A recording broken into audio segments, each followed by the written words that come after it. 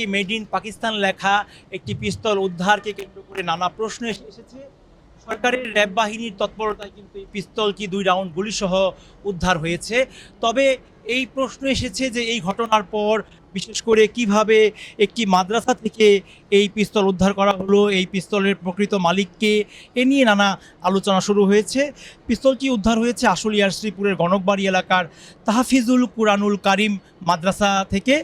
এটি একটি ফাজিল মাদ্রাসা। তবে যে বিষয়টি উঠে এসেছে যে এই ঘটনায় আসলে কারা সম্পৃক্ত, এখানে কি টার্গেট নিয়ে এই পিস্তলটি রাখা হয়েছে, আলোচনা হচ্ছে, নানা প্রশ্ন আসছে।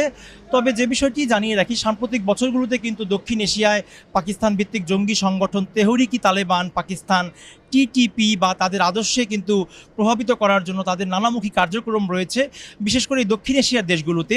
সে বিষয়ে প্রশ্ন এসেছে। সেই সাথে কিন্তু স্বরাষ্ট্র মন্ত্রণালয় ও গোয়েন্দা ইউনিটগুলো কিন্তু সতর্ক রয়েছে বলেই কিন্তু এই অস্ত্র উদ্ধার করা সম্ভব হয়েছে। সাধারণ মানুষ আরও নিরাপত্তার জন্য দাবি জানিয়েছে, যাতে করে সরকারের পক্ষ থেকে আরও তৎপর থাকা হয়, যাতে এই ধরনের চক্রকে গ্রেপ্তার করা হয়।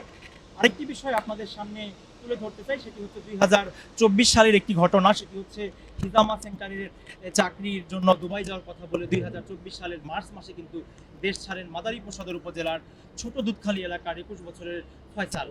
অথচ পাকিস্তানে গিয়ে সে কিন্তু যোগ দিয়েছিল নিষিদ্ধ জঙ্গি সংগঠন তেহরিকি তালেবানে। এই বিষয়টি কিন্তু সকলেরই জানা।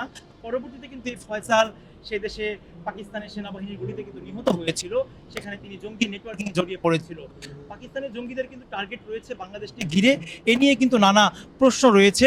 সেই সাথে যে বিষয়টি স্পষ্ট সাধারণ মানুষের দাবি, সেটি হচ্ছে সরকার যাতে করে জননিরাপত্তায় আরও জোর দিয়ে থাকে, যাতে করে জননিরাপত্তা, সেই সাথে বাংলাদেশের অভ্যন্তরীণ নিরাপত্তা, সেই সাথে যাতে বাংলাদেশের নিরাপত্তায় কেউ হুমকি হয়ে না থাকে, সেদিকে যেন সরকার আরও বেশি আন্তরিক হয়, এই দাবি কিন্তু সাধারণ মানুষের।